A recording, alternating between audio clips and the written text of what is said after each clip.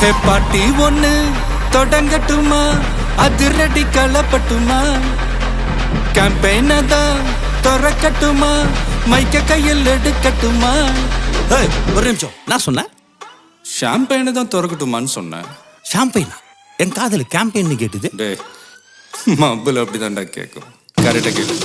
Start music.